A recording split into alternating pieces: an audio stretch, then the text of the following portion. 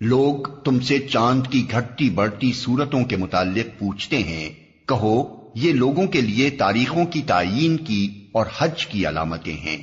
نیز ان سے کہو یہ کوئی نیکی کا کام نہیں ہے کہ تم اپنے گھروں میں پیچھے کی طرف سے داخل ہوتے ہو۔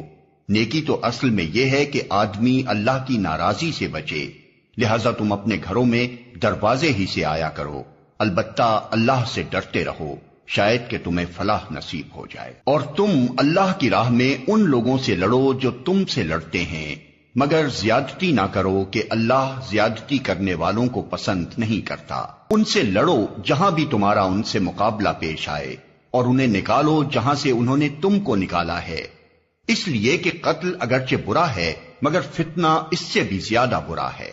اور مسجد حرام کے قریب جب تک وہ تم سے نہ لڑیں تم بھی نہ لڑو، مگر جب وہ وہاں لڑنے سے نہ چوکیں تو تم بھی بے تکلف انہیں مارو، کہ ایسے کافروں کی یہی سزا ہے۔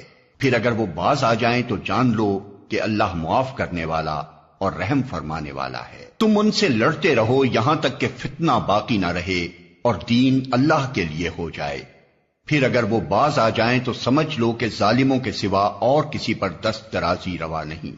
ماہ حرام کا بدلہ ماہ حرام ہی ہے، اور تمام حرمتوں کا لحاظ برابری کے ساتھ ہوگا، لہذا جو تم پر دست درازی کرے تم بھی اسی طرح اس پر دست درازی کرو، البتہ اللہ سے ڈرتے رہو اور یہ جان رکھو کہ اللہ انہی لوگوں کے ساتھ ہے جو اس کی حدود توڑنے سے پرہیز کرتے ہیں۔ اللہ کی راہ میں خرچ کرو اور اپنے ہاتھوں اپنے آپ کو ہلاکت میں نہ ڈالو۔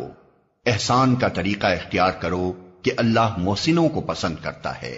اللہ کی خوشنودی کے لیے جب حج اور عمرے کی نیت کرو تو اسے پورا کرو، اور اگر کہیں گھر جاؤ تو جو قربانی میسر آئے اللہ کی جناب میں پیش کرو، اور اپنے سر نہ مونڈو جب تک کہ قربانی اپنی جگہ نہ پہنچ جائے۔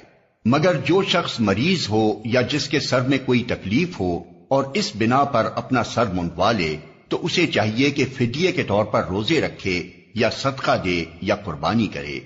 پھر اگر تمہیں امن نصیب ہو جائے اور تم حج سے پہلے مکے پہنچ جاؤ تو جو شخص تم میں سے حج کا زمانہ آنے تک عمرے کا فائدہ اٹھائے وہ حسب مقدور قربانی دے، اور اگر قربانی میسر نہ ہو تو 3 روزے حج کے زمانے میں اور 7 گھر پہنچ کر، اس طرح پورے 10 روزے رکھ لے۔ یہ رعایت ان لوگوں کے لیے ہے جن کے گھر بار مسجد حرام کے قریب نہ ہوں۔